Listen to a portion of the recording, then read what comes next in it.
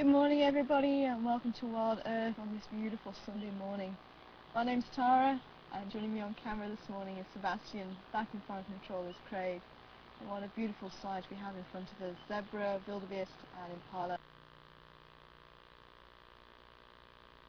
Onto the open area where all the fresh green grass is. So we'll have a quick look at them and continue. Easy, maybe there's something moving around last night. There was monkeys calling in the trees at the back of camp. So I'm definitely going to have a very close look around the quarantine area to see if there's any traffic.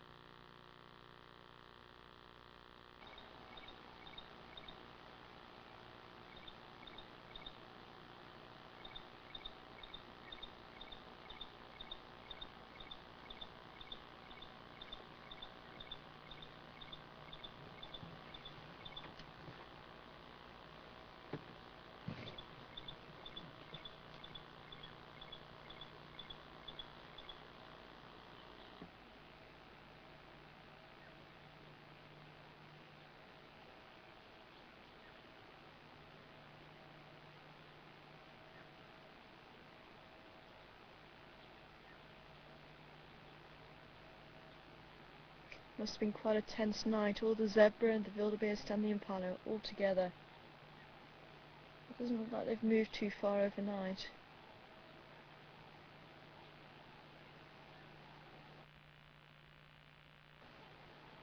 Maybe they picked up the sound of the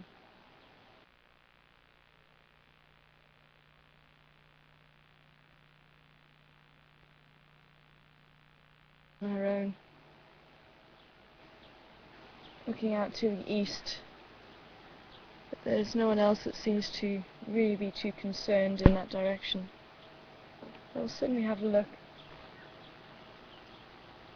around there.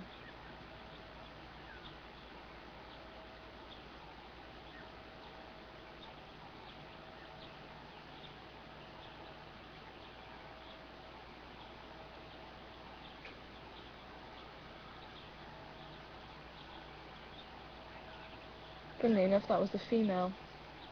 She still seems to be quite a vigilant lookout. Haven't seen her put her head down at all at the moment.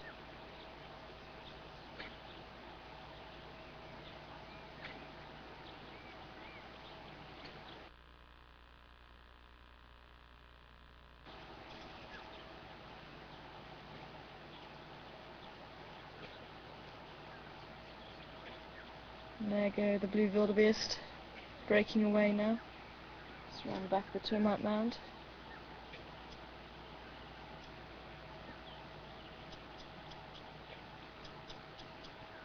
See that wonderful slaty blue.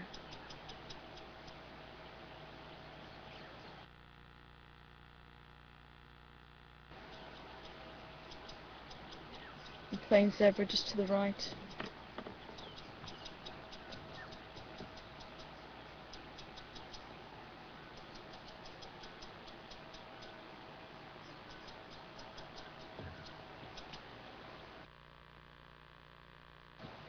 Looks like there is an open wound there. I wonder if it had a run-in with a lion, or maybe even had a fight with another zebra.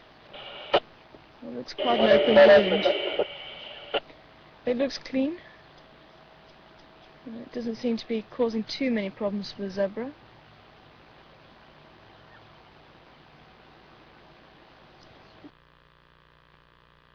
Possibly an ingwe around quarantine area last night. I'm going to have a look for enconsors. Copy that, thanks, Tara. Confirm you following the enconsor?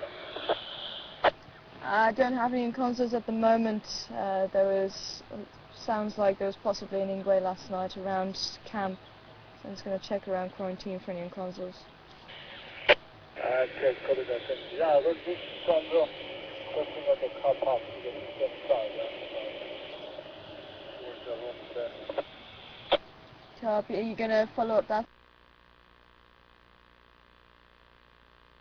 Something coming up from that side. Okay, copy. Okay, it sounds like there was a leopard around camp last night. Just hearing from one of the guys from Voyatella in their car park, heading off into the east towards Gary Dam, so we're also going to head down that way. We'll take the eastern side of quarantine, see if there's any tracks coming back over the road.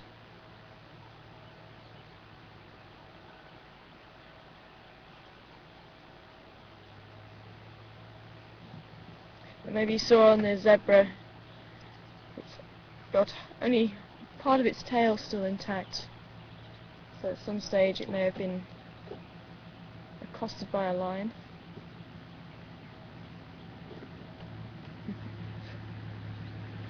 Morning!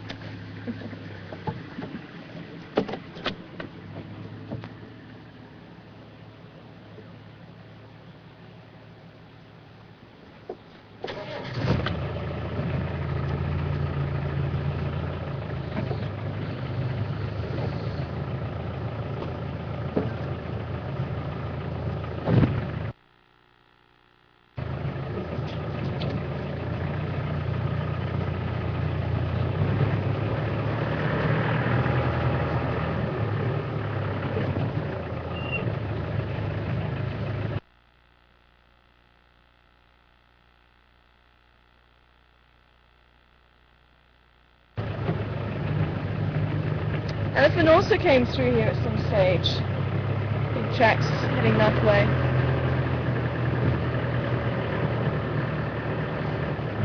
And lots of hyena activity.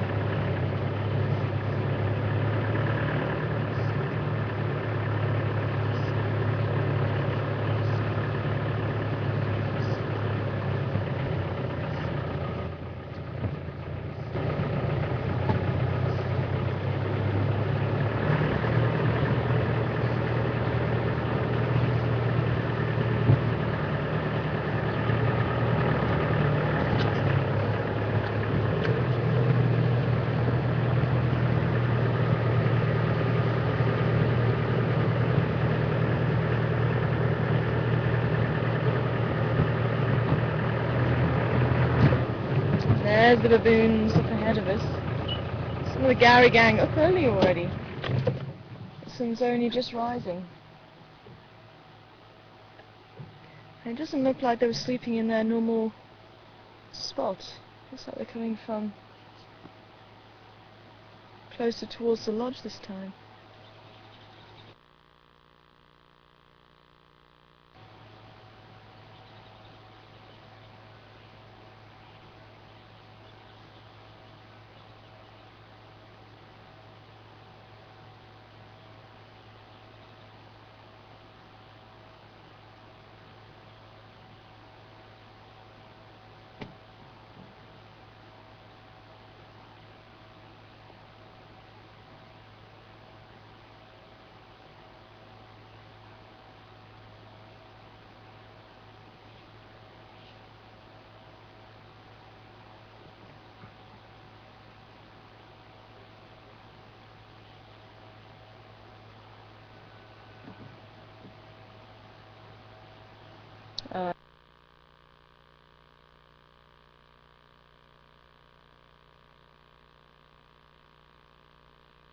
And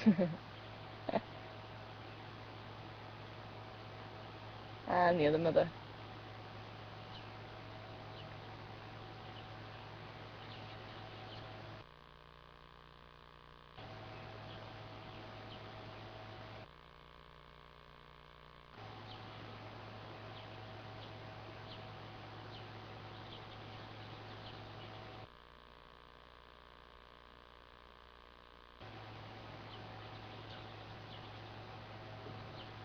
And just pull forward and see if we can get.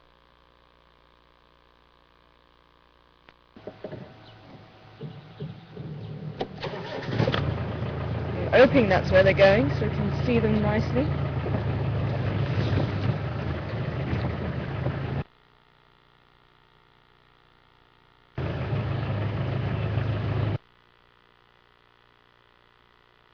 So there is a predator in the area. I think the leopard may have moved on.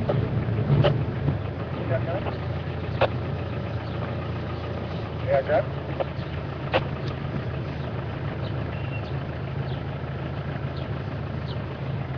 Yeah, go ahead. Good morning, Nixon. How are you? I'm good, thanks. I'm also good. What's the reason up? I'm on Venezuela and something about it, going down towards Navidad. The quarter for in with the first, the car park to the first time. Also for my little dog, heading east along the south. Okay, so then from the inlet towards the car park, it says to the east.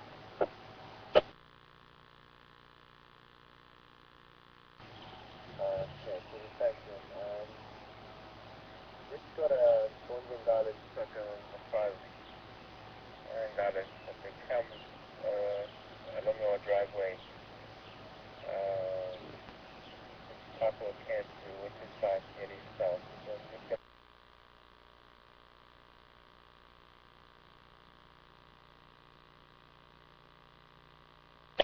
okay, copy that.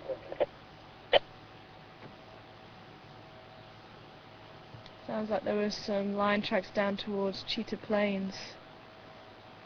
One female. Maybe it was a female from the Styx Pride.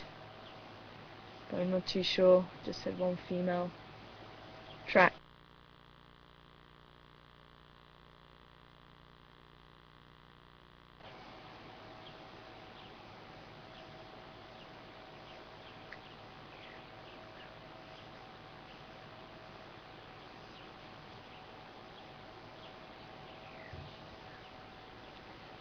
Looks like the male wants to continue moving on. The females have a different plan of their own.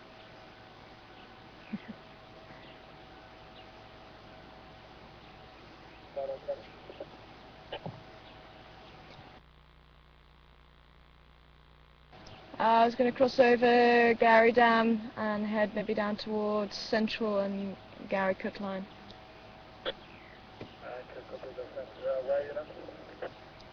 Just by Yuriskaya, we've got the Twene here.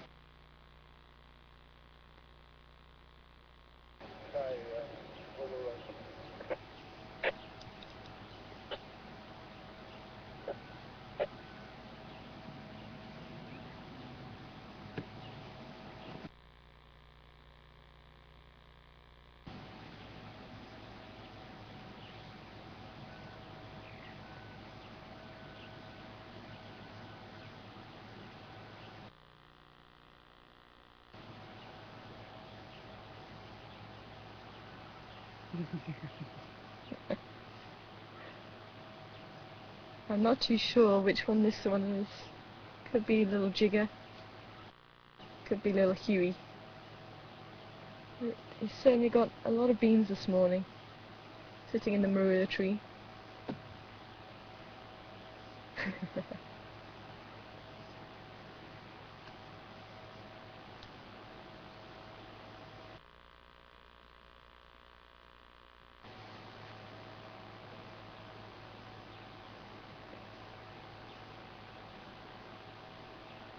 He's actually using that bush just to slow him down a little bit before he hit the ground. seen baboons do that a few times now. And they'll be looking for insects, seeds.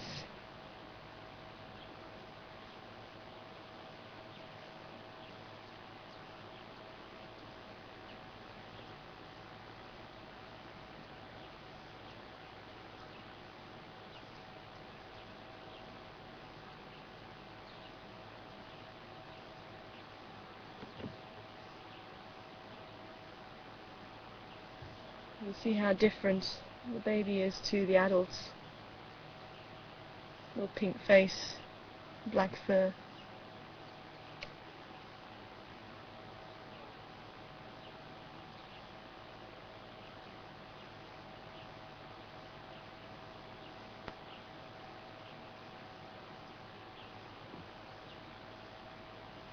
At this age the mother's going to be keeping. And if she doesn't want it wandering, she'll hold onto the tail and stop it moving away.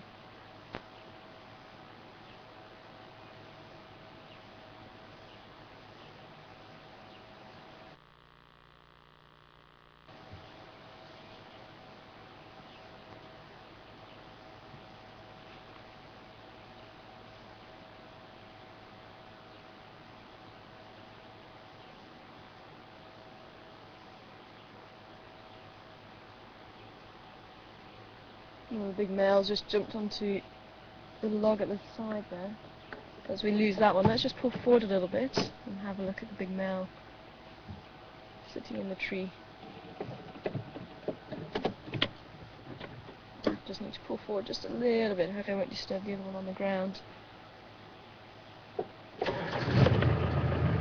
It's amazing. There's six members of the troop, plus the 2 youngsters who are still left. I'm not too sure where the rest of the troop are. They were numbering 12 at one stage, and even 16.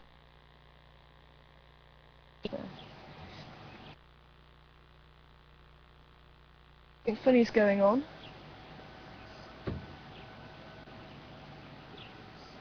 And whether some of the troop have gone to join the rest of the troop down in the south. So at one stage the troop were quite a large troop.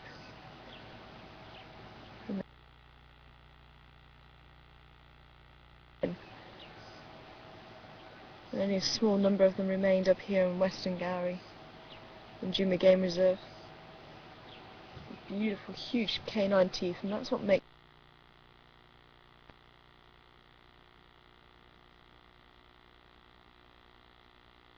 there's human influence, and they start to associate humans with food. Otherwise you can see them quite happily searching for their own food and not bothering about the vehicles at all.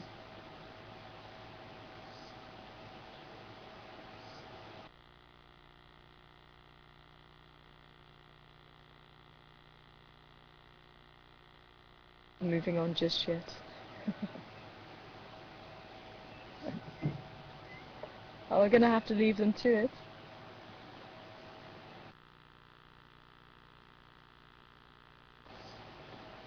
He disappears over the fence.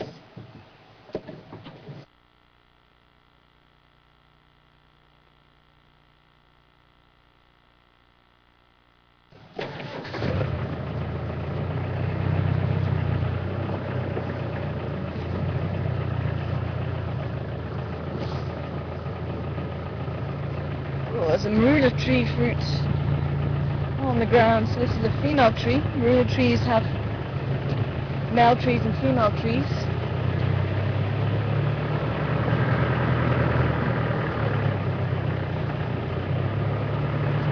And marulas are high in vitamin C content. It's extremely good for you. Extremely bitter though.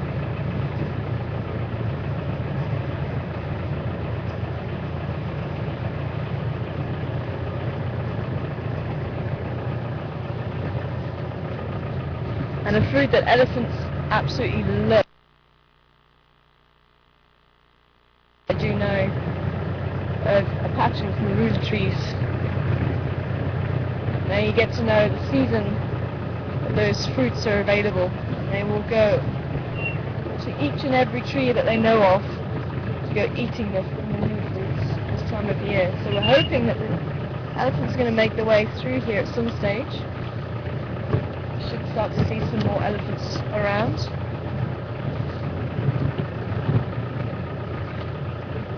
I do want to see if we can find some more leopard tracks. A Texan who I spoke to on the radio is going to take on Vubu Road.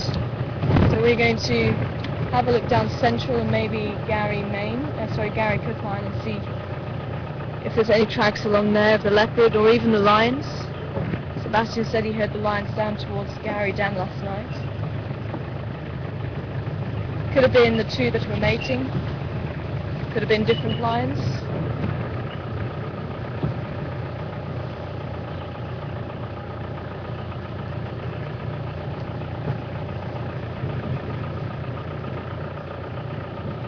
More hyena tracks here.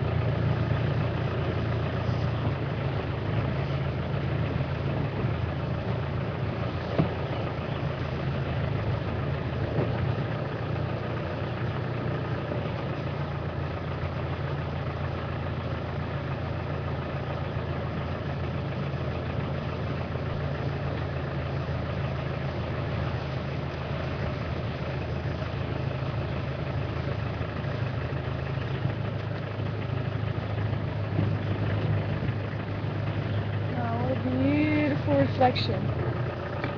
So calm. Look at that. So peaceful.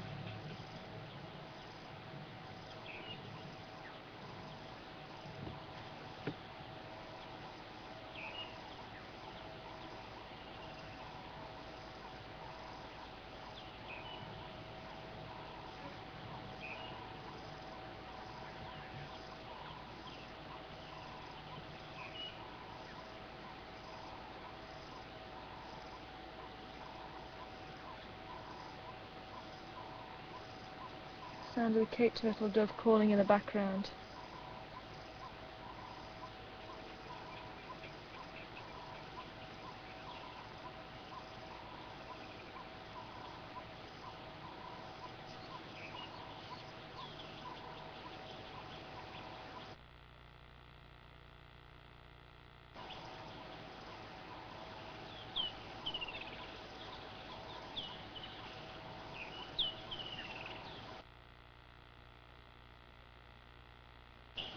The chattering of the woodland kingfishers. There's about 5 woodland kingfishers flying over the dam then.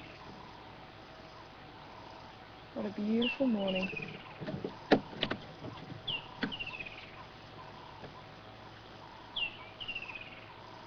Doesn't look like there's any hippo movement. There was 2 hippos in the dam yesterday.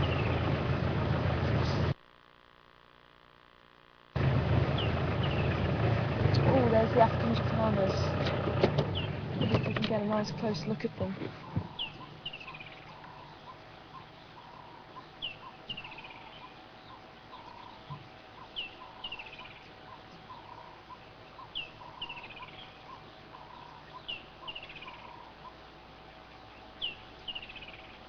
A very distinctive bird, a beautiful bird.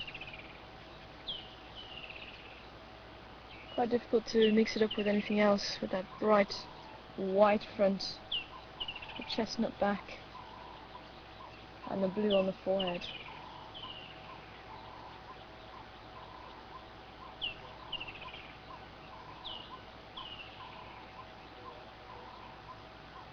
As far as I know, they've got the longest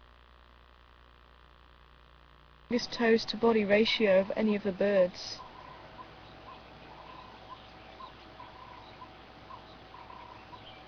They have incredibly long toes to walk on the vegetation.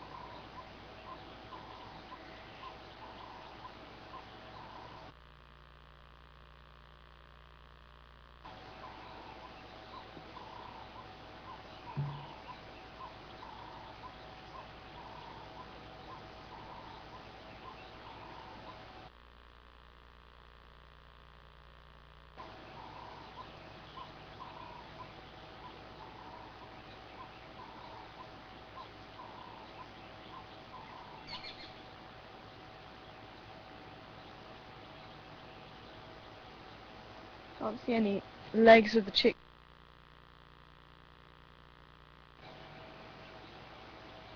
That's what the male jacanas do to protect the chicks. They'll huddle the chicks underneath his wings, and he'll hold his wings and clamp them next to his. He needs to move quickly, so you just see little chick's legs dangling from underneath the wing. The male being responsible for building the nest, incubating the eggs, and looking after the chicks.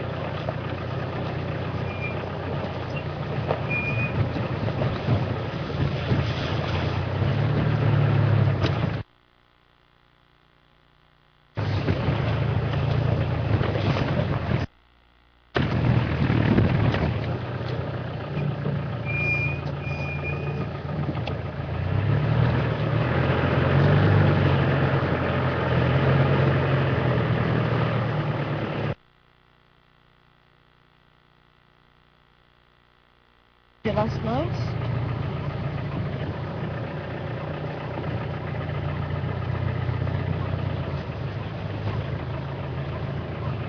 There's some tracks leading towards the dam, so maybe that they're the other end of the dam.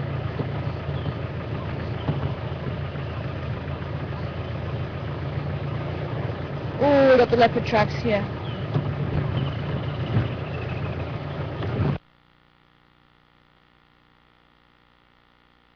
Just double check that because there's also some hyena tracks mixed in.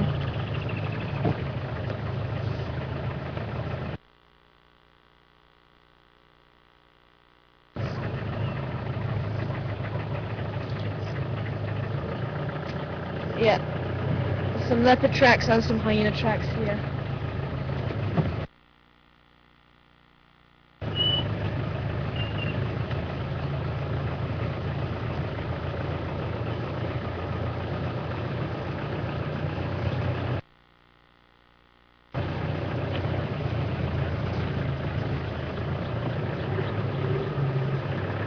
With this being a licensed fire, if anybody would like to ask any questions, feel free to send them through to finalcontrol@safari.tv.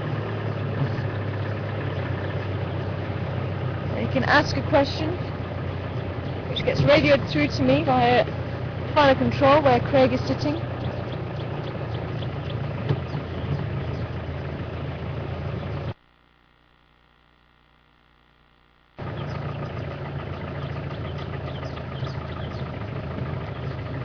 Not seeing any more tracks. It could be the leopard moved off into the drainage line, the riverbed next to us.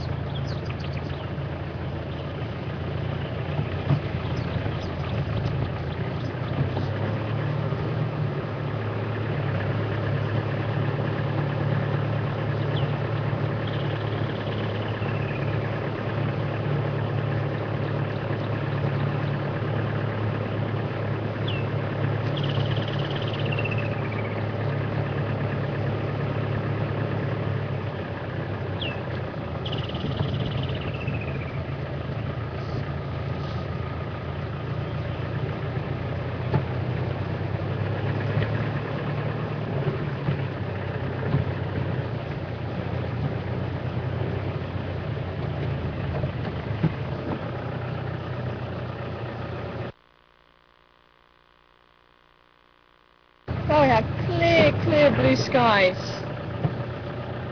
Just before the sun was rising. It looks like there are a few clouds forming. So it's still quite a pleasant temperature here this morning.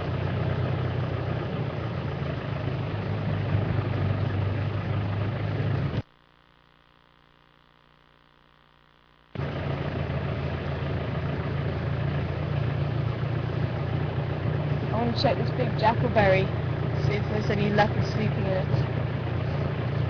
Rilla's been seen there a couple of times.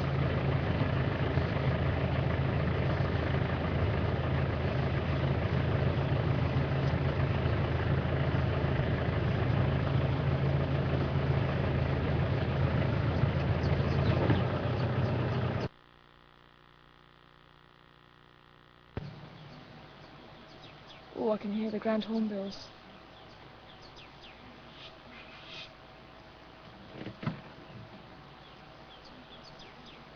Doo doo doo doo.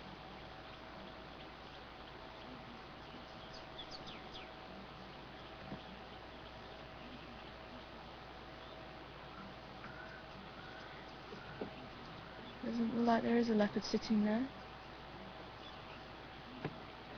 Let's continue up the road. I want to see if we can find those grand hornbills.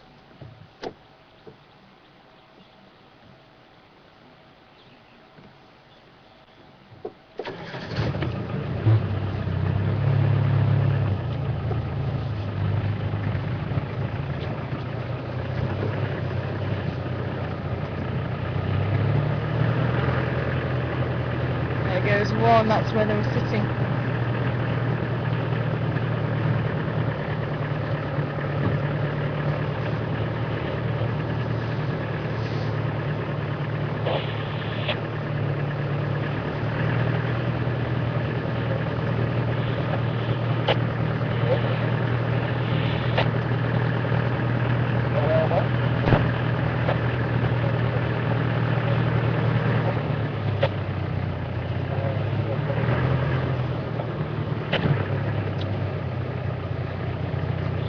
A lot of movement by buffalo.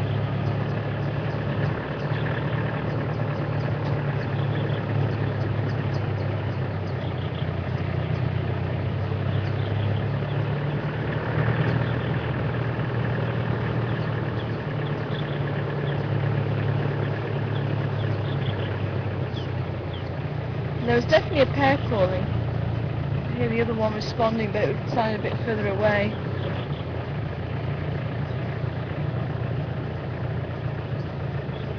Sitting in this tree here.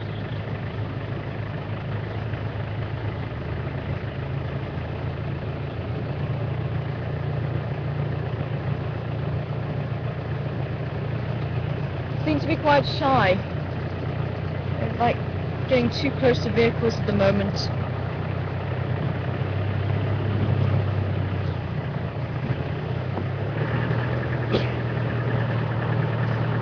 sadly they are becoming endangered due to the loss of habitat, but also the loss of decent nest sites. It does take a long time for them to rear a chick, and they usually have one if they have two. Then one quite often dies through passive siblicide.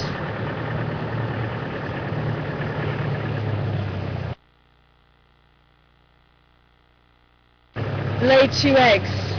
As soon as the first egg is born, they'll incubate that egg. And the second one, as soon as the egg is laid. Once the second one is laid, it may hatch a couple of days later. So by the time it hatches, the first one has already had a couple of days. It's started growing. So it outcompetes its chick, or its sibling, for food from its parents. And eventually the parents don't feed it enough, so it may actually end up dying.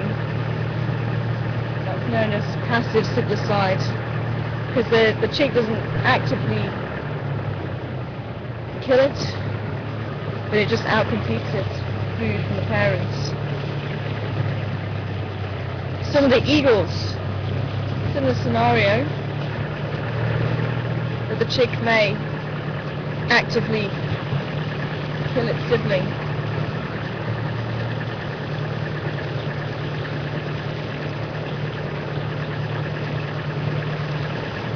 But some of the birds, like the ground birds,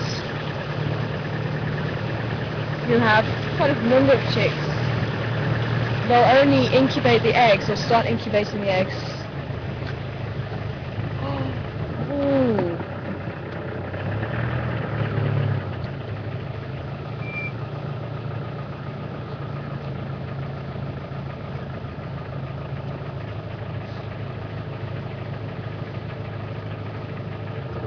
I thought there were some tracks here of a young leopard, baby leopard, but there is no tracks of an adult in this size. There should be an adult, so quite possibly that there's been a caracal around here.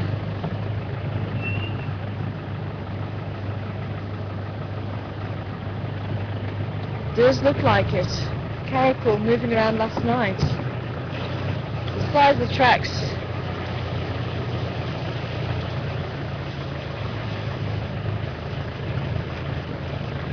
They're only one set.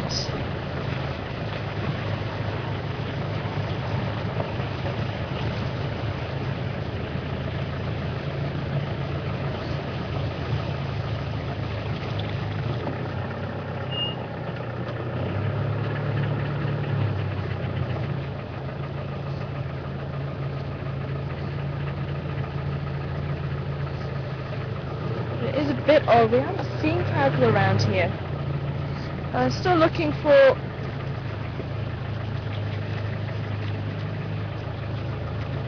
they look a little bit big for caracal.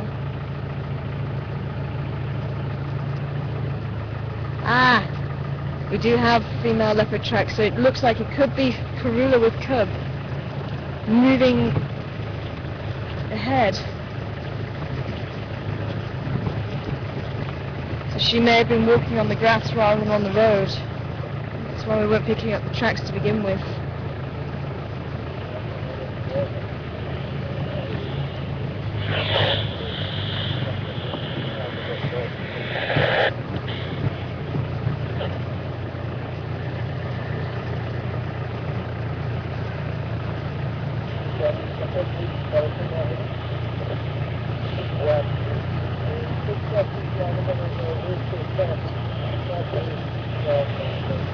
So we're going off into the drainage line here.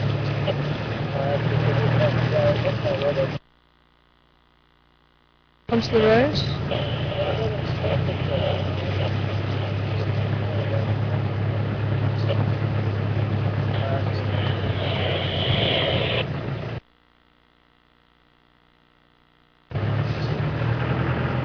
Stations there. I've got some more ingoing consoles on Gary Cliff Line, heading in a northerly direction.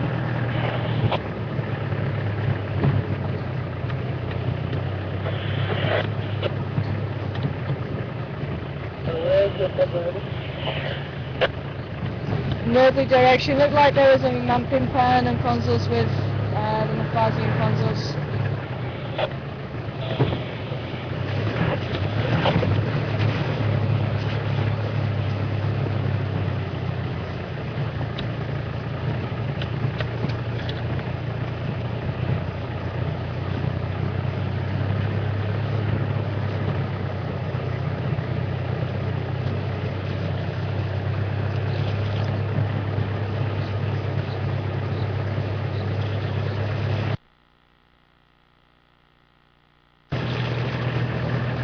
Well, last we heard she was denning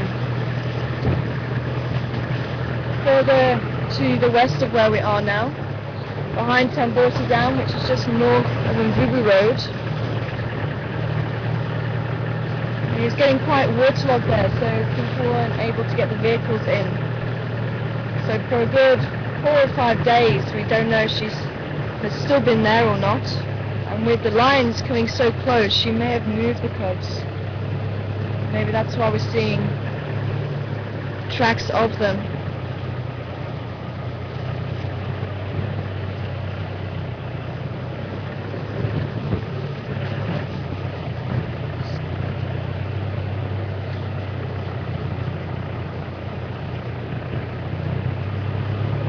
Let's just try this fire break here.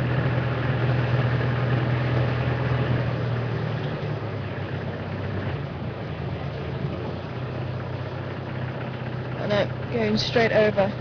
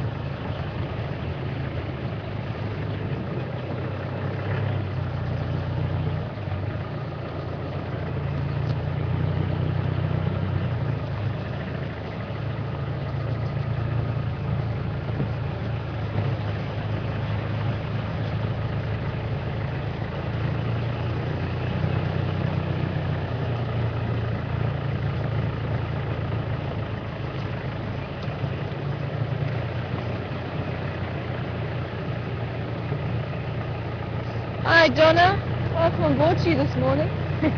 Hope you are well. So I'm getting attacked by flies quite a lot this morning. So just asking about the marula fruits, are they getting ripe and will they attract the elephants? And they are starting to get ripe and they definitely should attract the elephants as well as other animals. They'll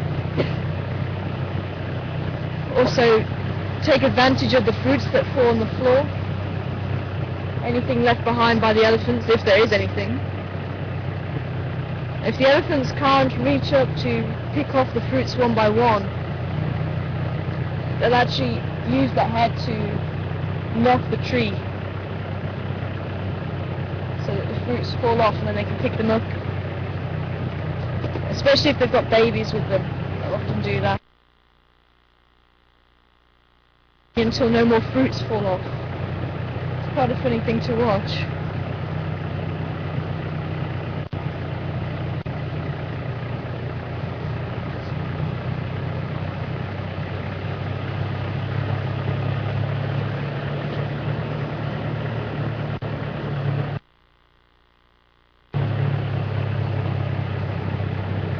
It might be worth us travelling the full length of the Fussel Cut line. There's no real sign of her crossing over on that side, so I'm still looking on here. I'm going to make my way to where the carcass was for the buffalo, just in case a few scraps of meat left on the carcass. You never know.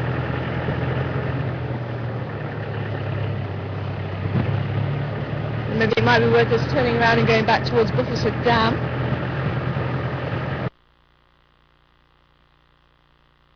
Crocodiles still around.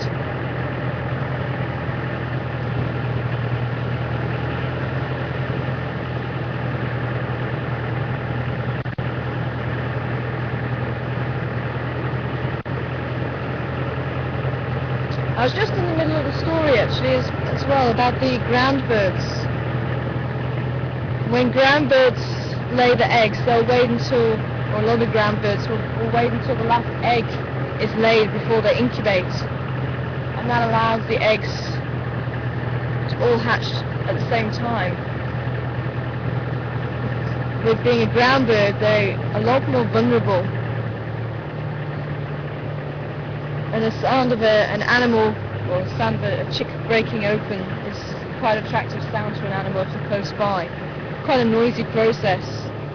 So to make sure that it all happens fairly close together, they'll incubate those eggs only when that last egg has been laid.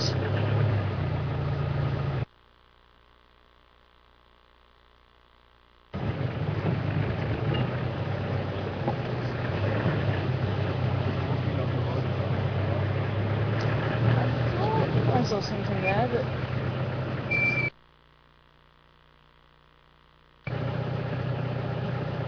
okay, I might be looking at something else. I'm not seeing anything walking. Right in the dip. It's a puddle. It's a walking puddle, yes.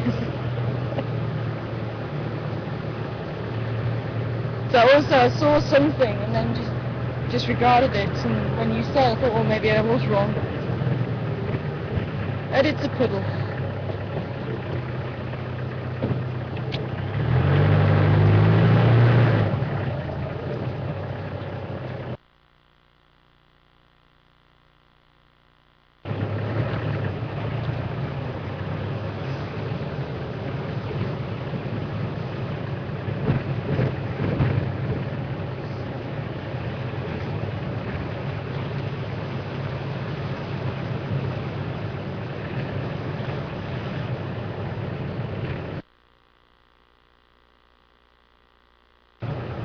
Buffalo crossed over here.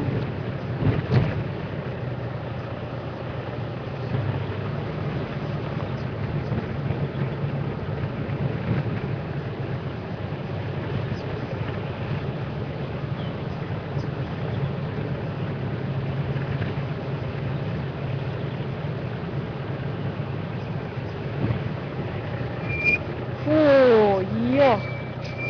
Really strong smell of lime here. Wow.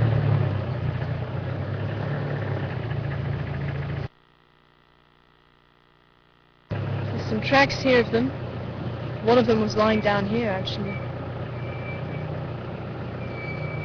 A few of them. And there's the cub tracks too.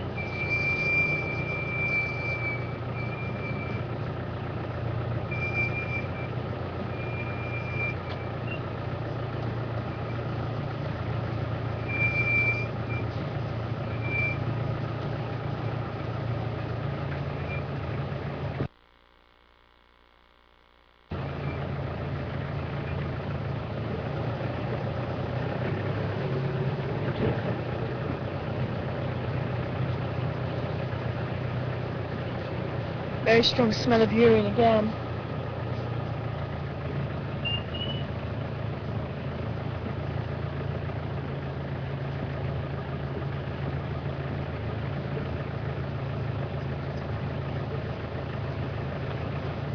I wonder if they're walking towards the back here. I think Ruben must have moved those cubs. Those lines are still around here.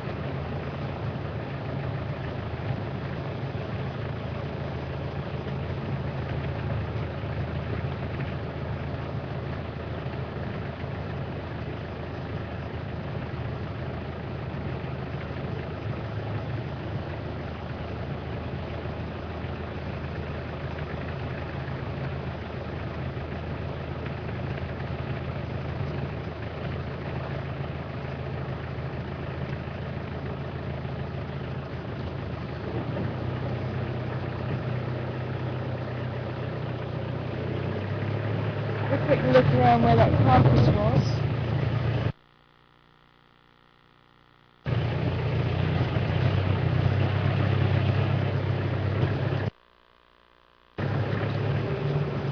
Stations, there's also in Gala and Ponzo on Buffalo Cut Line, close to Ruby Road.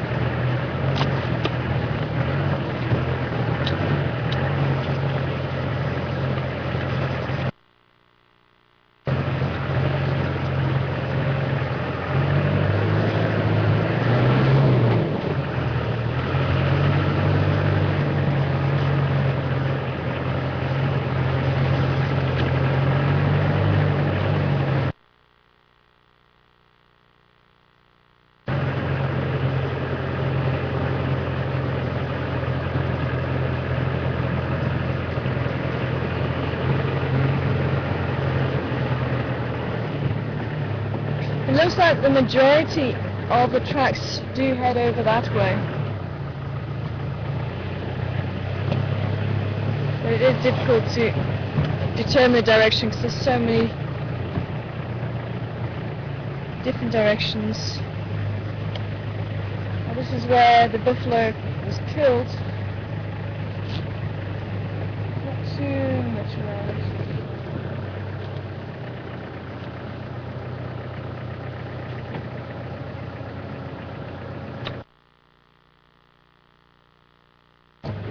See if there's any sounds.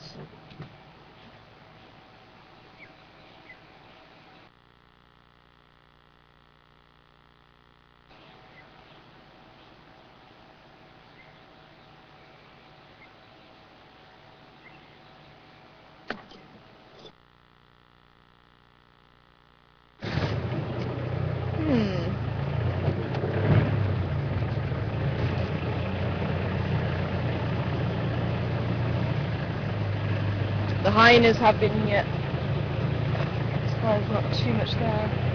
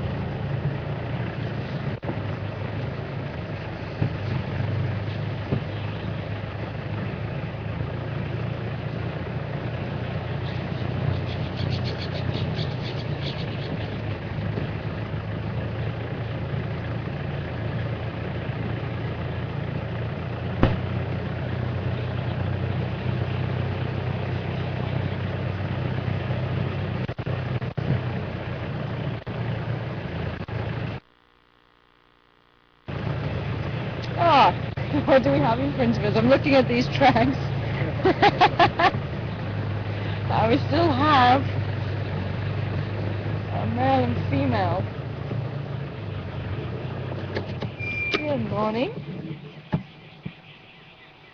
Just about to say I've got some tracks here. They're close and just on the other side of Buffalo's Hook. Maybe close to the dam itself.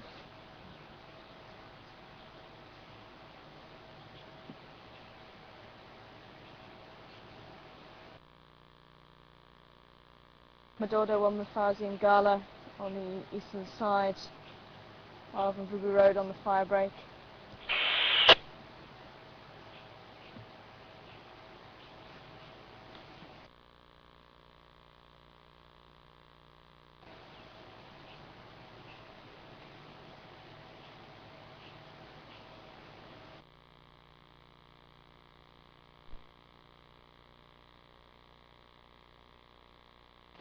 So it could be that Mark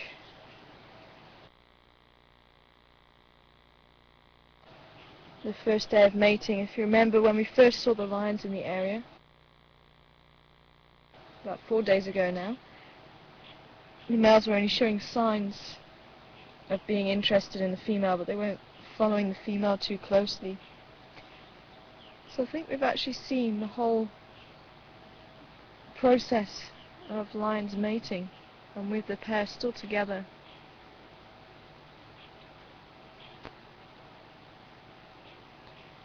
It's showing good signs.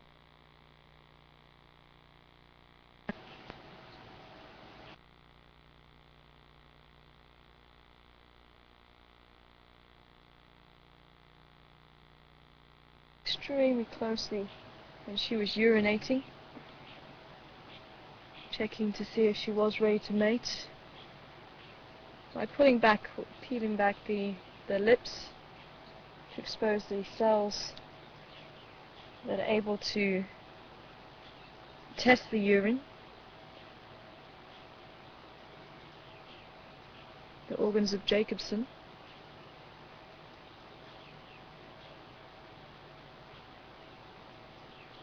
And they will do that whenever a female urinates, and obviously they found something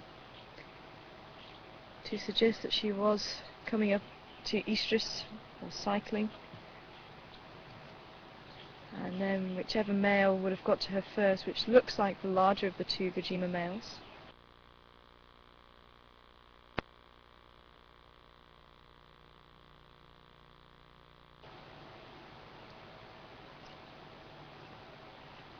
so this could be the second or third.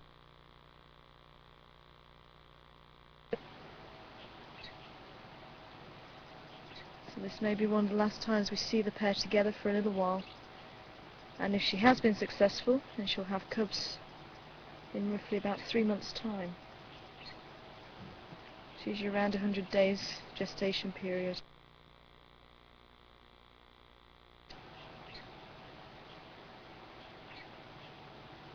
And this is one of the lionesses from the Nkuhuma Pride.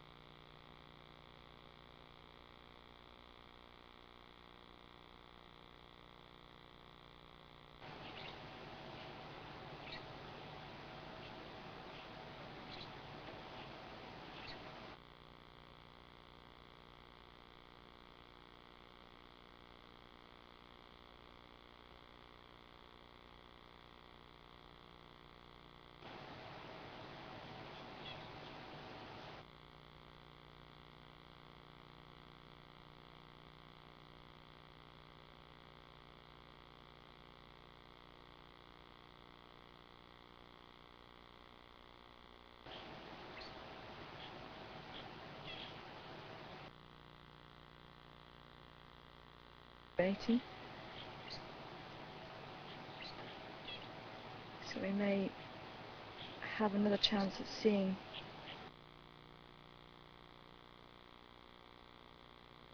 you don't often get a chance to witness.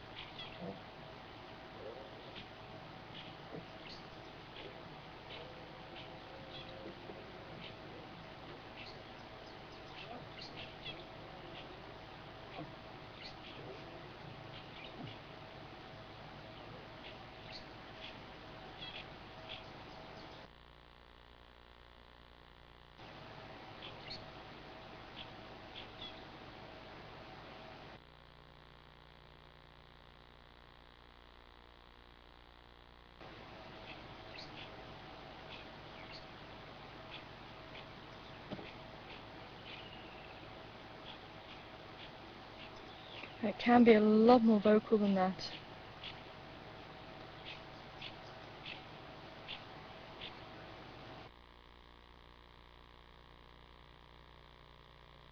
Sometimes the females will literally cry out as the male pulls out, and the reason being that the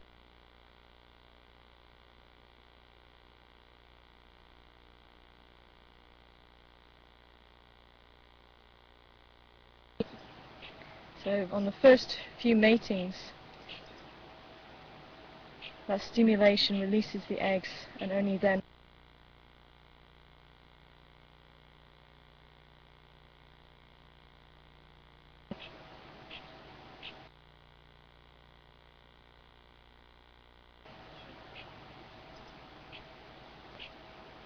and that's why males will mate every 15 minutes or so for 2 to 3 days.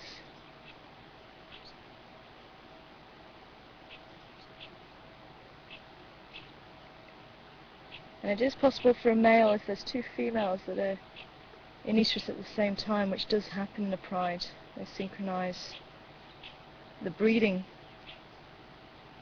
and if the breeding is synchronized, there's a higher chance of the cubs surviving. Take turns in feeding the cubs with milk, and sometimes if there's a female who doesn't have cubs, sometimes she's the mere fact that there's cubs there. So if this process happens, if there's two females in estrus, if there's one male around, he may mate with both those females. A male will take one female and another male will take the other female within a coalition.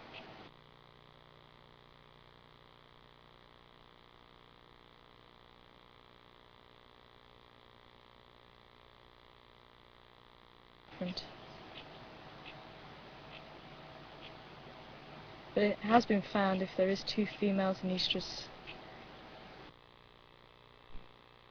mate with those females a lot more than if he's just mating with one female.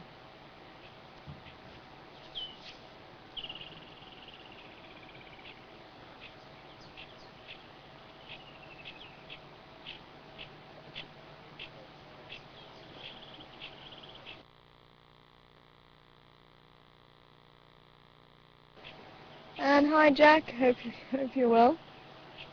And to anybody else who would like to know which road we're on the fire break just south of Buffalo's Hook Cut Line.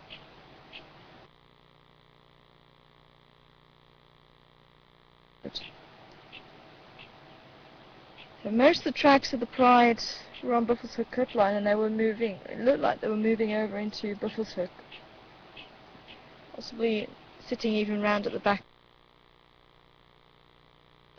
I thought we'd come and have a check of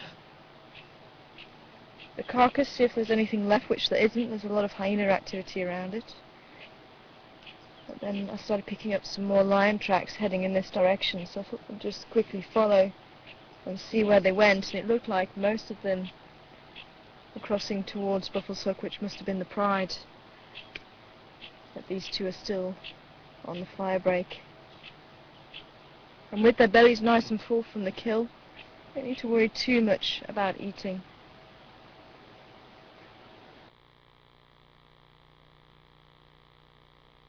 Moving around last night.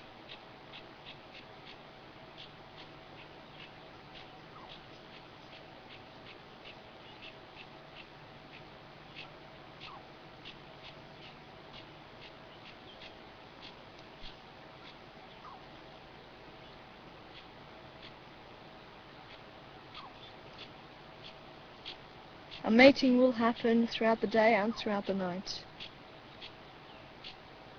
It's quite a lengthy process.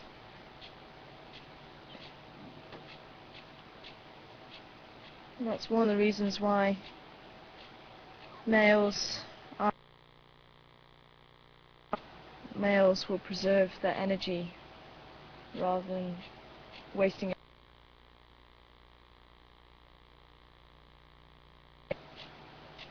going to take a lot of energy for mating, as well as territorial defense. And unfortunately, that's where the myth comes from that males don't hunt. They actually do. They're actually very capable of hunting. They do have to hunt if there's no females around, if they're moving between prides within their territory. On a number of occasions, the Gajima males, one of which you see in front of you, has been very successful in taking down buffalo, adult buffalo, just by themselves. Large prey. The males may even help the females to pull down the large prey.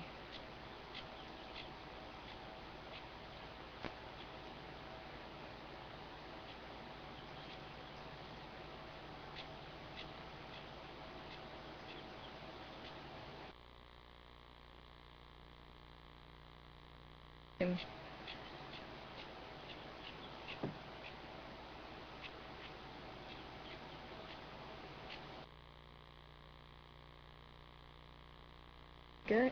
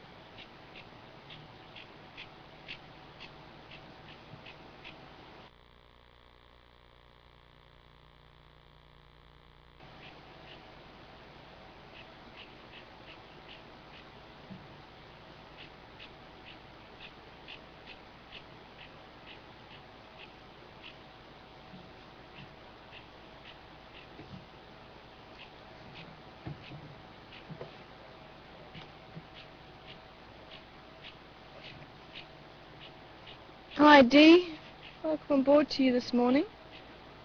And Dee wanting to know, will they hunt and eat during these days that they're eating and hunting during this process? Now, whether it was the norm, I couldn't say for sure, but there was a pride on my old reserve that was 9 strong at one stage, with only 2 males. So the females would go and hunt, and then the males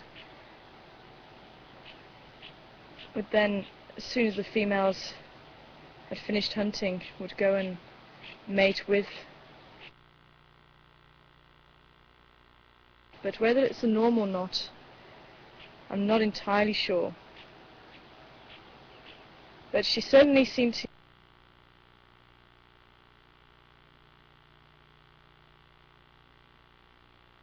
be, if the opportunity presented itself, she possibly would have.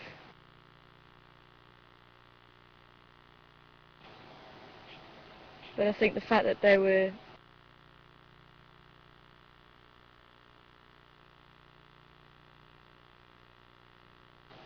has really deemed it that they don't need to eat, because they work on a process of being empty and then full. So generally average. Okay. So if they have, especially for a big male lion, about 50 kilos of food in one sitting, then he doesn't need to eat for a number of days.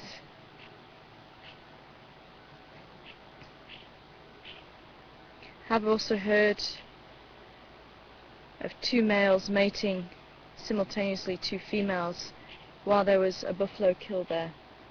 So it does tend to suggest that they will still hunt and eat during this process.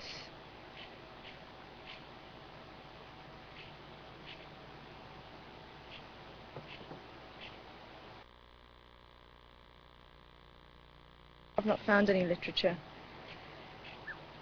of other people recording that.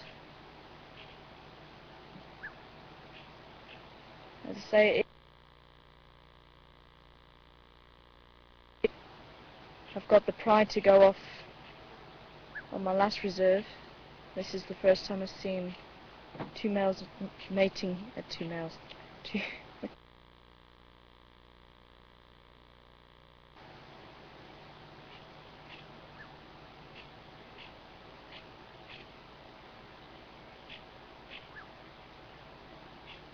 Then again, I think it has a lot to do with the circumstances and how.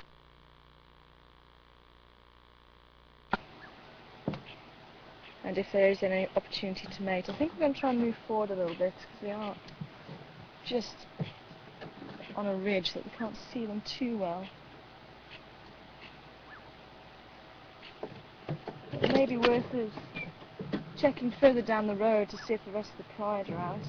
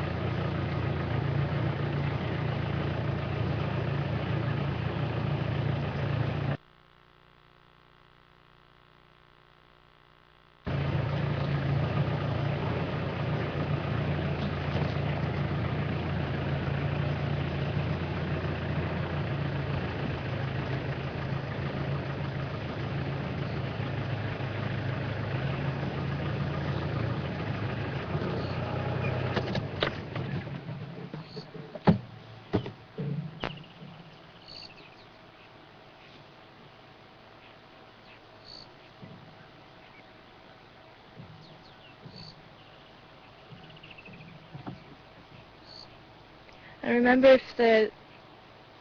if they are hungry, anything can become a meal to a lion, whether it be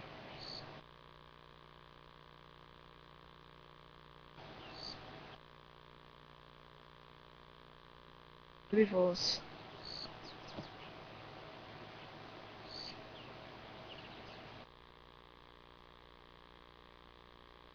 Become a meal for a lion, so she is a bit peckish.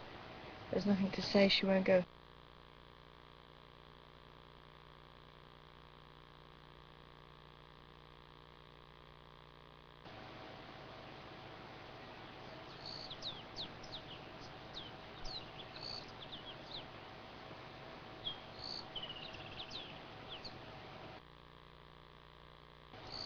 But this seems to be quite normal. The lions do tend to break away from the pride during this process. I don't think the pride are too far away at the moment.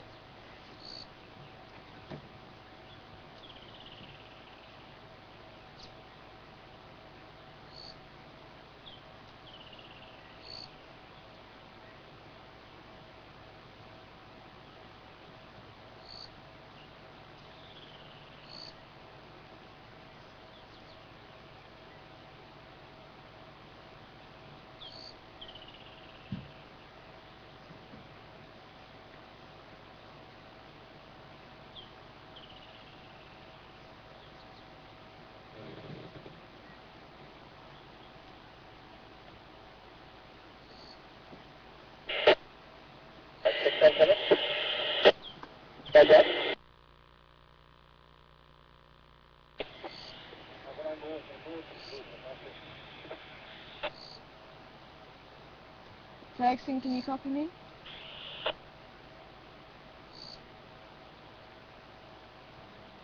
Texting, come in.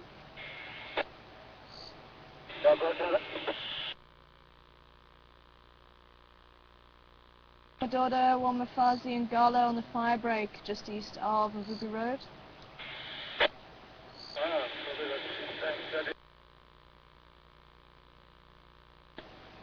Copy. It sounded like someone was confirming, so I don't know if everybody heard. But they Lalapans at the moment. Okay, copy that. Thanks,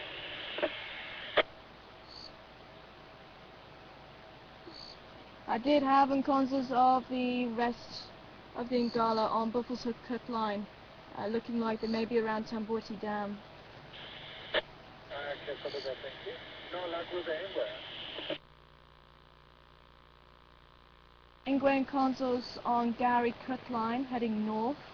It looked like there were some Pimpan encounters there with it. But when I got to Buffalo's Hook Cut line, I couldn't see any more encounters. Okay, copy that. Thanks. We direction that way heading? In the northerly direction, she may have found. Okay, copy that. Thank you.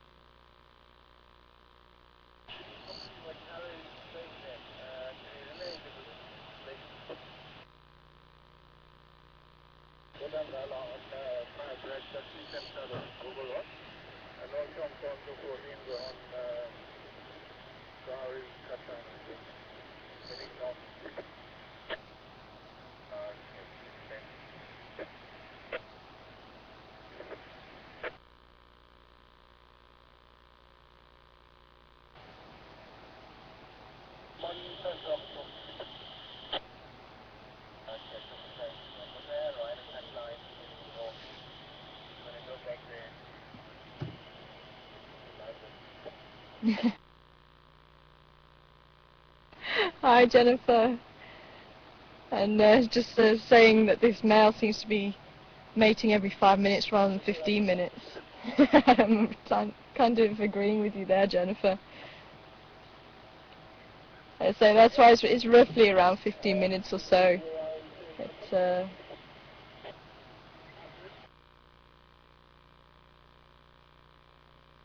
mating much more than that. Maybe it's because he has got a full belly, maybe he's got more energy.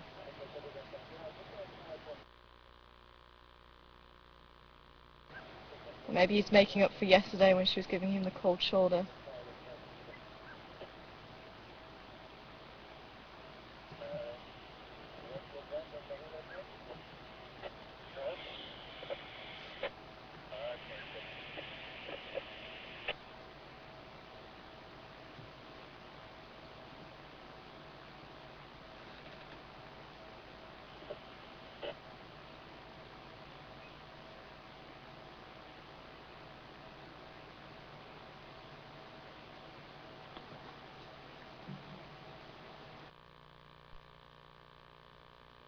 So this female has actually got quite a lot of notches missing from her ears. So on her right ear she's got 2 notches on the outer side.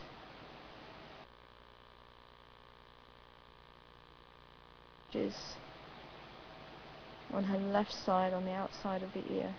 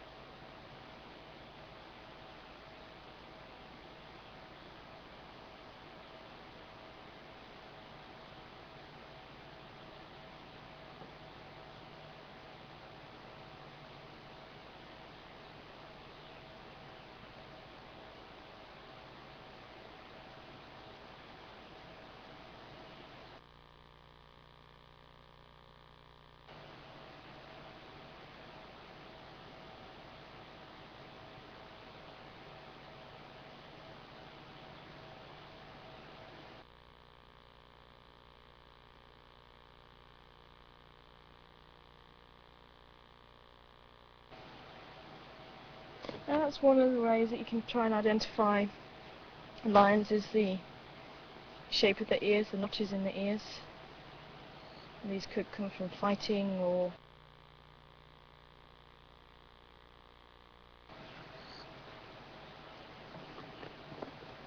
as well as the spot patterns of the whiskers.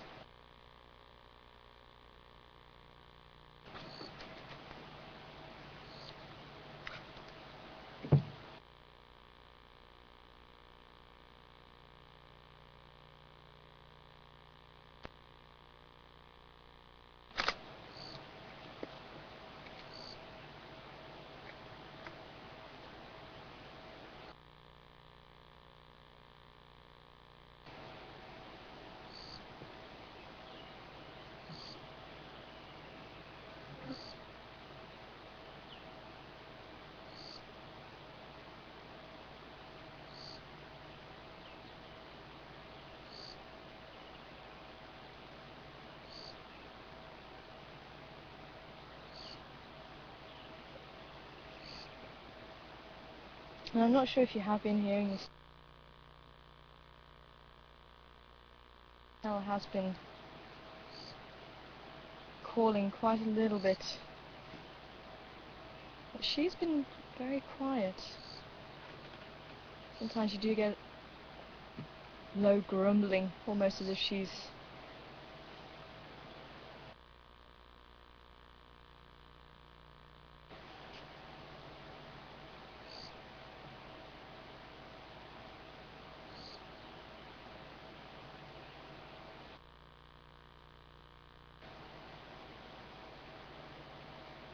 she's been very quiet this morning. Last night she was growling quite a lot.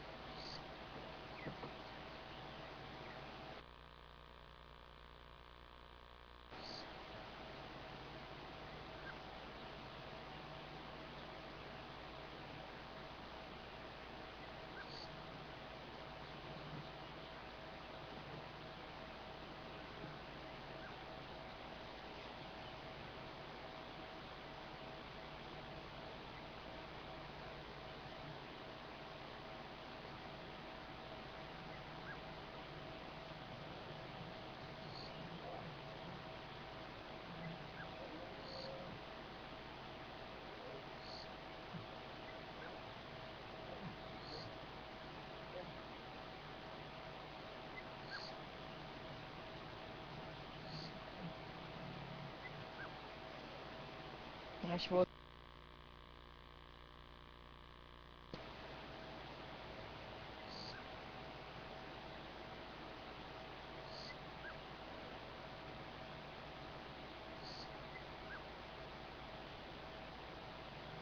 That high-pitched mew almost was him.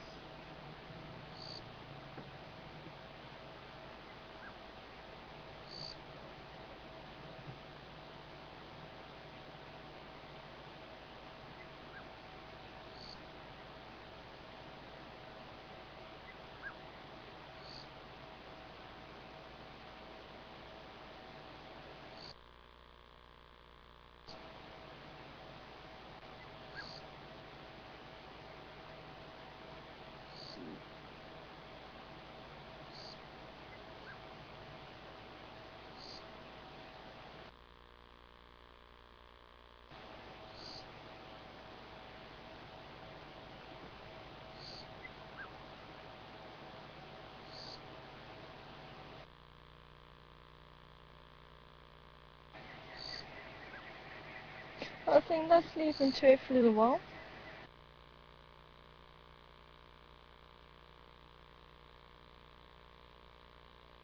And find her around.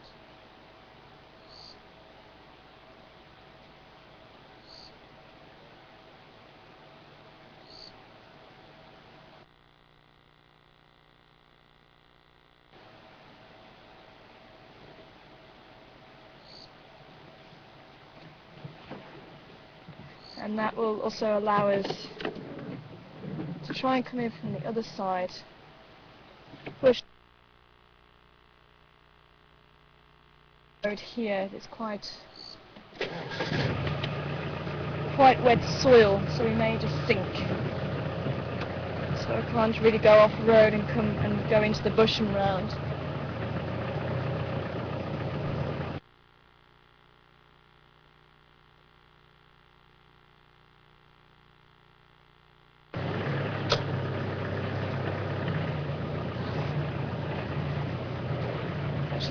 Fairly thick bush there, so, and he's being extremely protective of that female. As you notice, we're not able to get too close to him at the moment. We're just respecting them and giving them some distance. I just want to drive a little bit further on from Tambochi down, just see if there is any more tracks, and then we'll try and come in from the other side.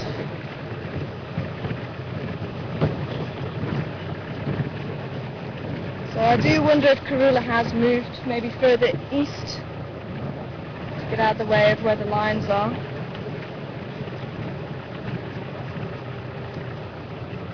And she's an extremely experienced mother. She's successfully raised 2 sets of cubs already. So I think she probably would have moved them at the first sign that the lions were in the area. That's possibly why we've had some tracks on Gowrie cut line there. Large enough now for her not to have to carry them. They'll be able to follow her around.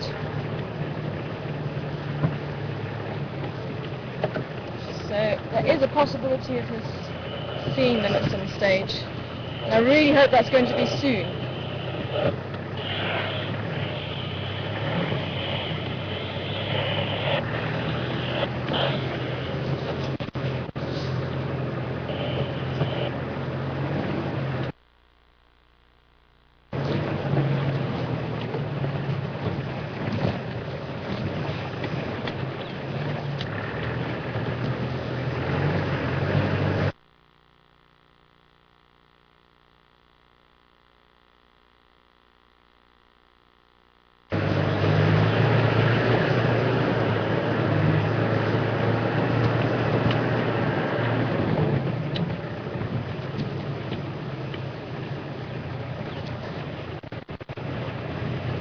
I think the urine was from the other male, the other Kajima male, and that urine was still very strong. A couple of wet patches, so they may just be sleeping on that side, but I just want to check with me just in case.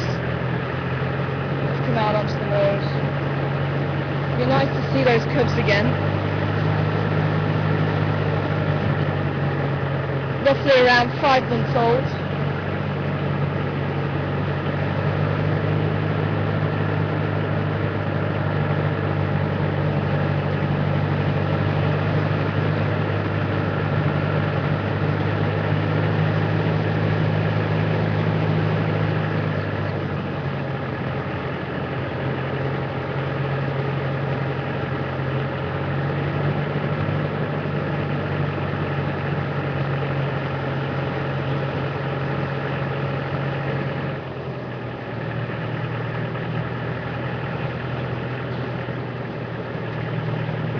No more sign.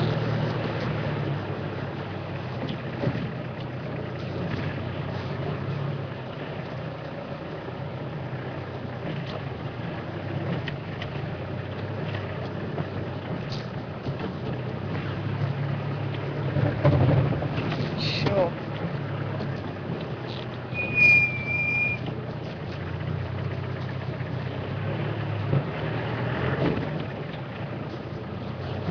Sure. Thanks, Marva, for raising that issue. Wow. Apparently there is a place in Texas with Arizona. Is that the right place? Just waiting for confirmation. Apparently serving lion meat in tacos. Wow.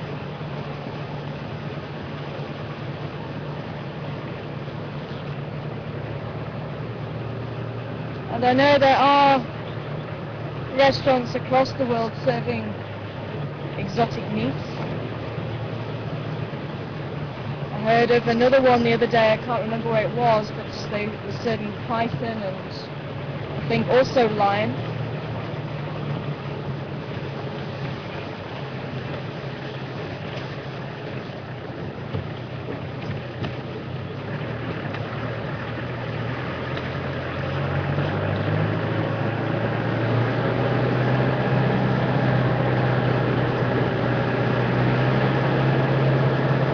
It's amazing there's actually demand for it.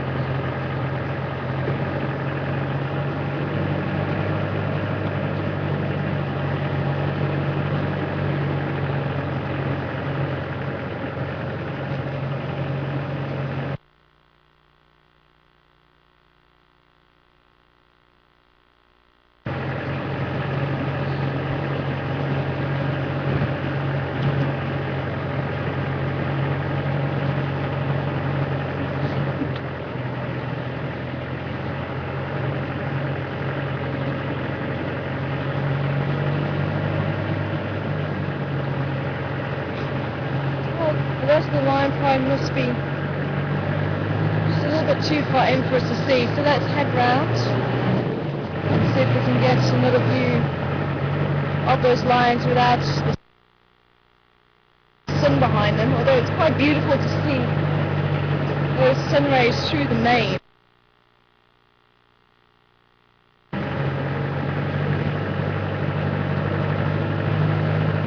It's quite beautiful.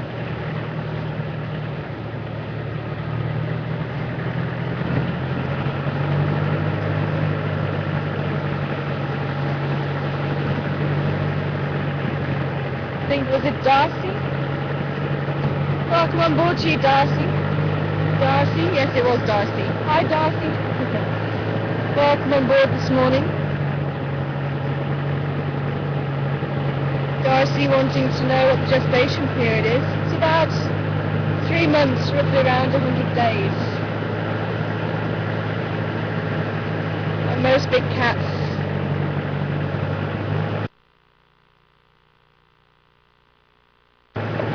have a gestation period that long.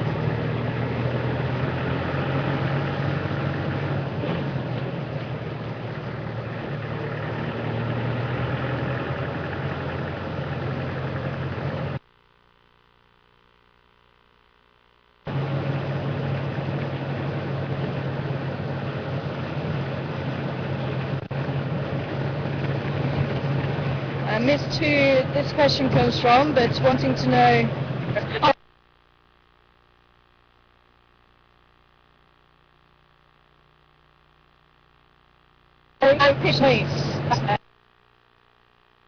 Growling has a lot to do with when a male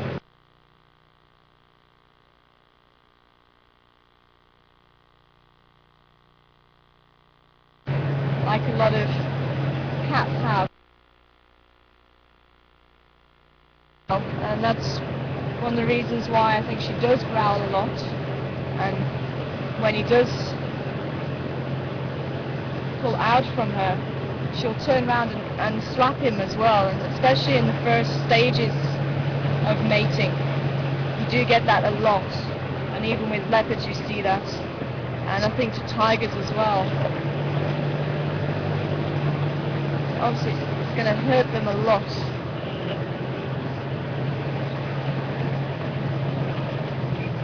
And you can tell after a few times of mating, the males do get used to the female turning around and swiping at them. And you'll also see the females turning her head around and trying to bite him. And they do get a lot quicker at avoiding those paws and the bites.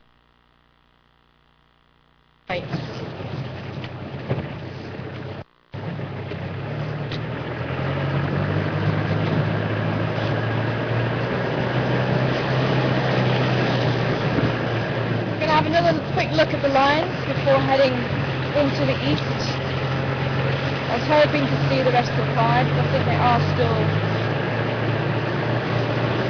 on the northern side of the Little Cook line. But I'm glad that these two are still around.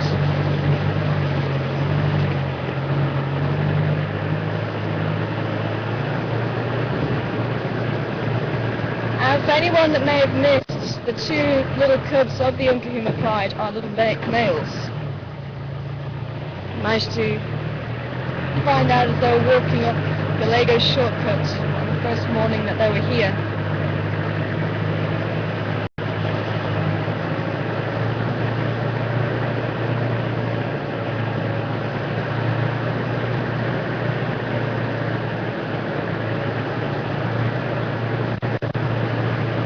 But the high-pitched mewing from the male, I haven't worked out exactly why, and I was trying to read a few books last night, and it didn't really say why the male would make that kind of noise. Maybe it's to try and comfort the female or try and subdue her. Make it to try and subdue her. But from what I've read, there's nothing really that says why the male would make that kind of sound.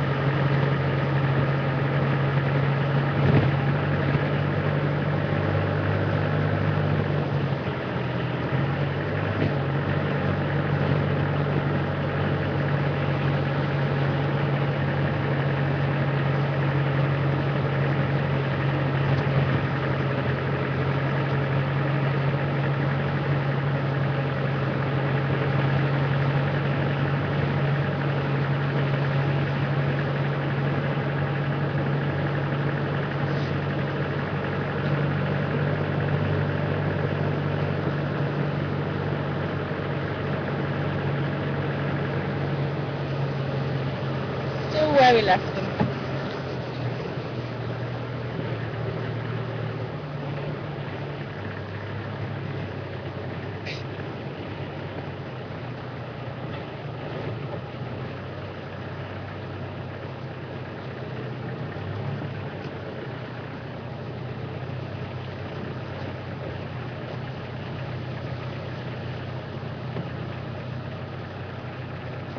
It's alright, mister, it's just us again.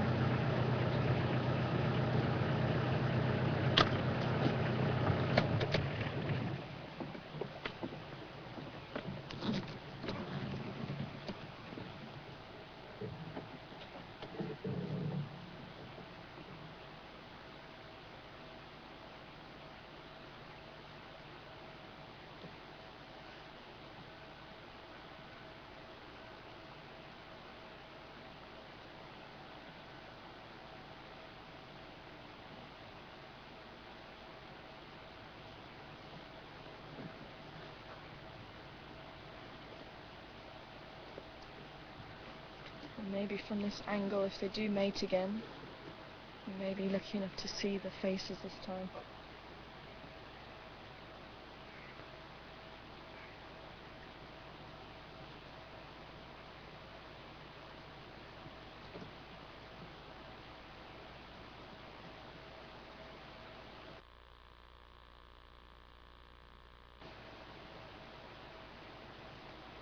Well, what I'm trying to do is just move a little bit to the left.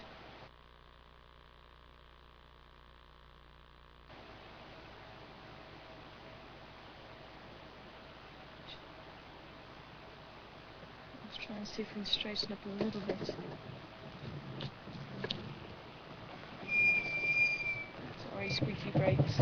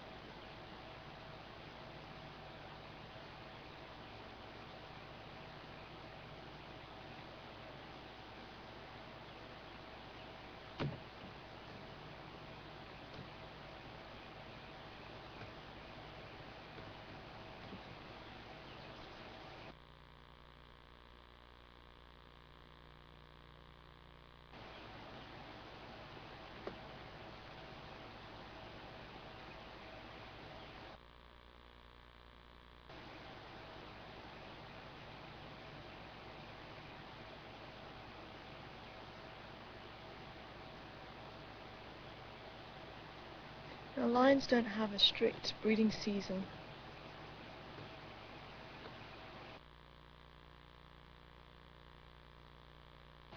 Throughout the year.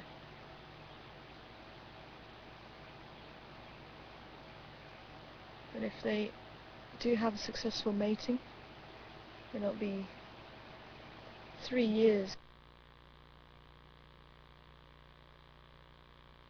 to mate again.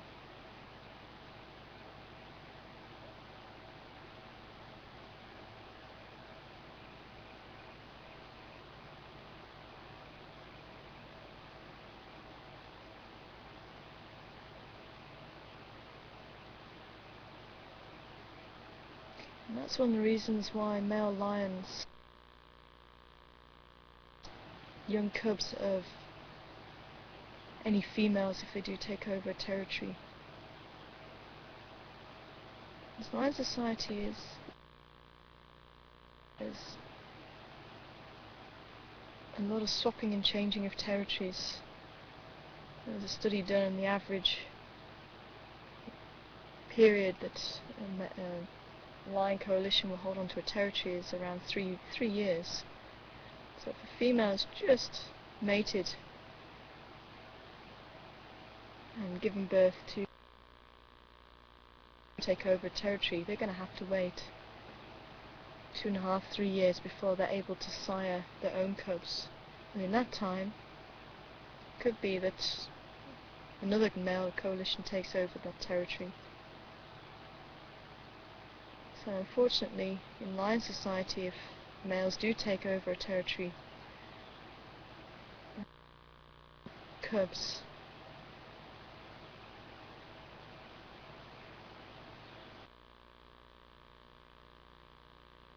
and that then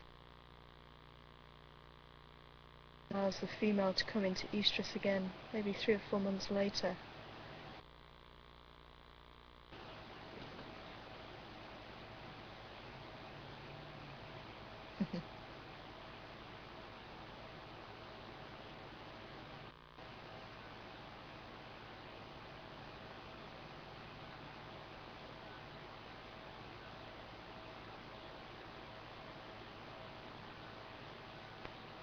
Looks like she's moving to the main road,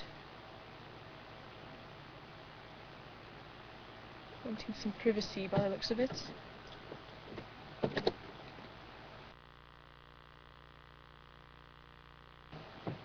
Just behind the bush here. We're just going to drive past, see if we can have another view, otherwise then we'll leave them to it.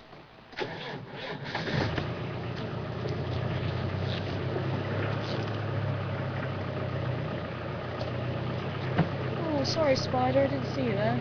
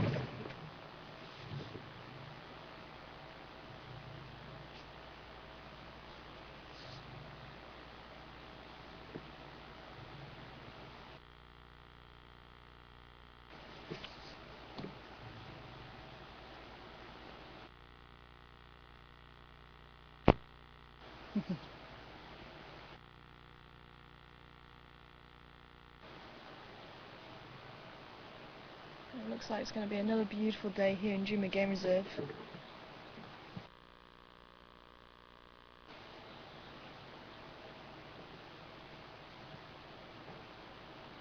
That's obviously why she wanted to move.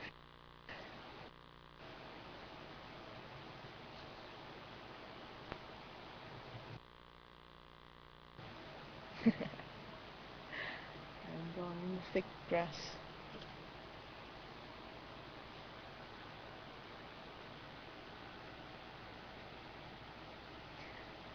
I think we've been extremely lucky to see what we have been seeing and to catch up with them a number of times now mating. And as I say, it is a behaviour you don't get a chance to see very often, so I think we'd be extremely privileged. But I think let's leave them now and allow them to have some privacy. Let's see what else we can go and find.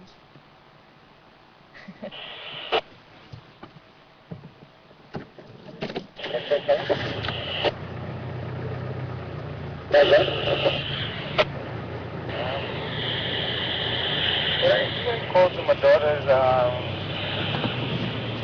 place. So, yeah, I did it over from our shop, but since last night. She took it up, yeah, I was trying to get the sound of that. But I'm going to be calling out heading to the fire.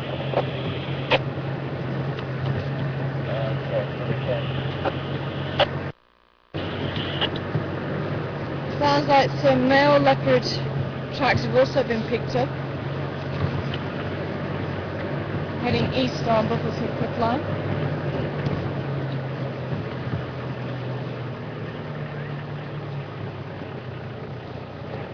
Getting wrapped up in spiderweb here.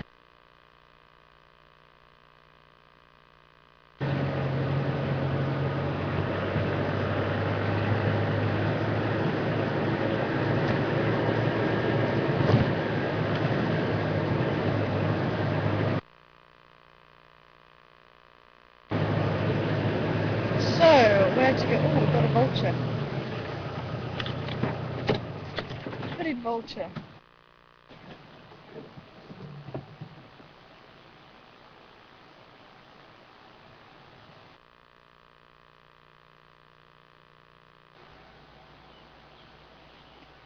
Maybe he can see the lions and he's checking to see if they've got anything. Maybe they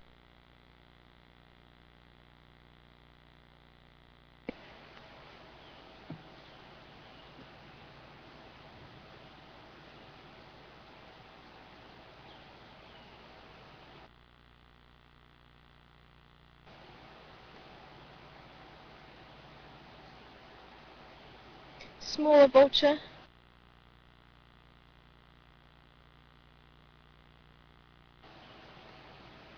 Eating soft tissue.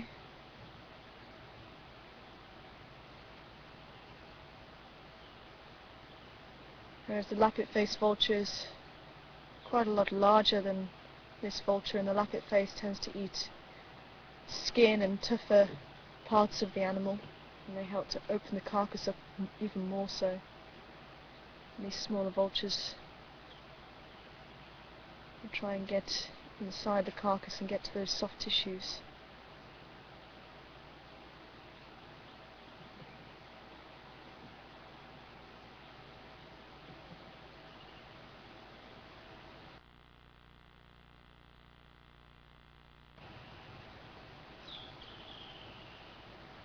They do have fantastic eyesight,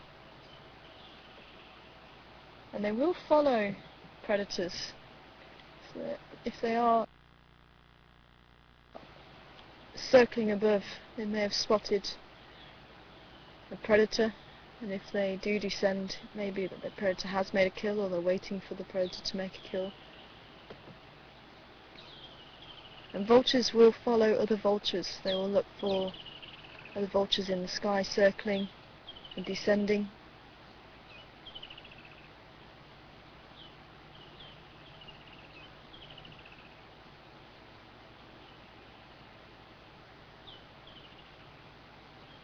And it's not always the smaller vultures that get to the carcass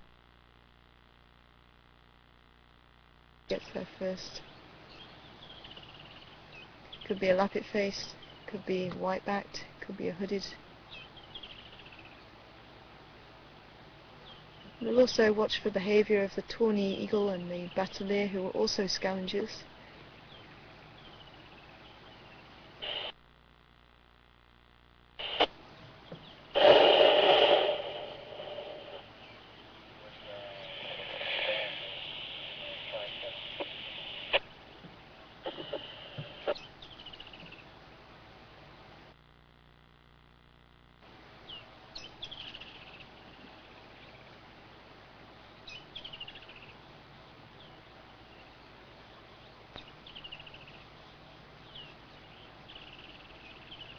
Well, I think we'll take Mvubu Road.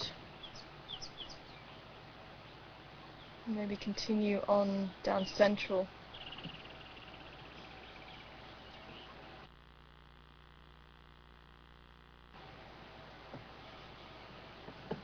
Andrew, come in.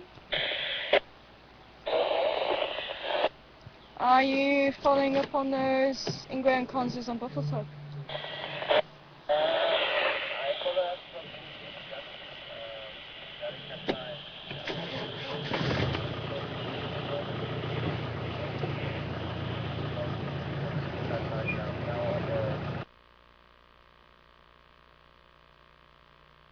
Till then, and see if I can find the Mafazi.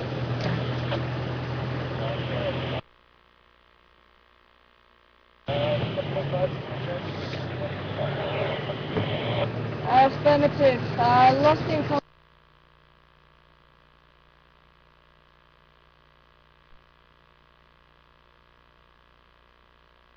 Was about halfway along Gary Cook line.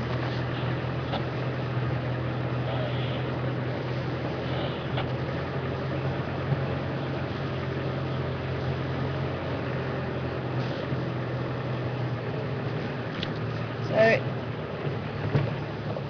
does pay to check the tracks a little bit closer. It looks like the tracks, that's why I couldn't understand why there was no tracks of the curb with those last steps. Remember that I said there was a couple of tracks putting over Buffalo's Hook. Just from that little strip of Gary Cook line that we were on, crossing over towards Buffalo's Hook. I didn't look close enough, and it sounds like they could have belonged to a male, so I think the Ruler's tracks cut off somewhere into the drainage line with the curb, and then those tracks of a male came out from, I'm not too sure where, I just saw about 3 tracks on Gary Cook line crossing north. Could have belonged to one of the boys. They were fairly small, not the size of one of the larger males.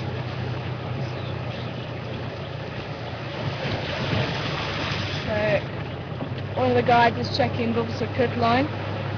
We're going to check Central Road. And see what comes out of there.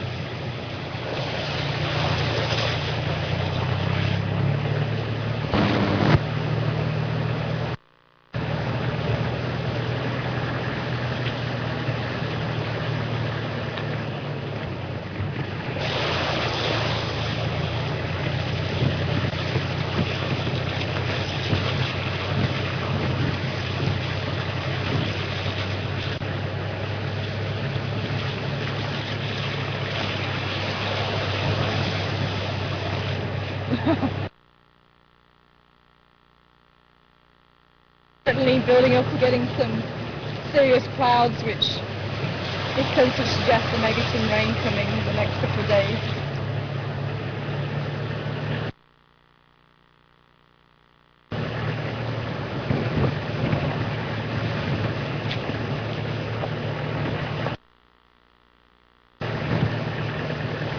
And presumably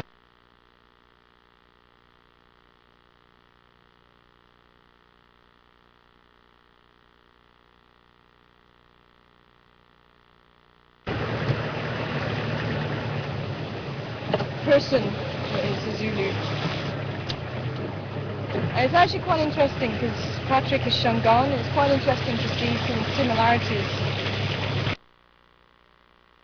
and some of the differences even between the languages. There's certain words that are used that are the same, and some words that are used that are completely different. Quite interesting. Apparently it is pouring with rain outside. You can see Mvubu Road is like a river at the moment.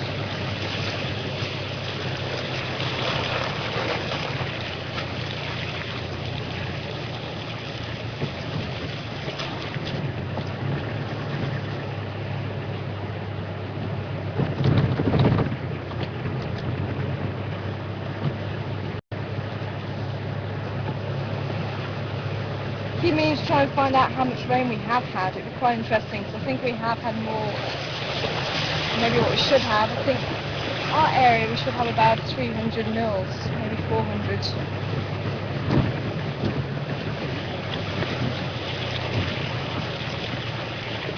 I think we have probably got up to that at the moment, and if there's more rains, we may be in for a record rainfall this year.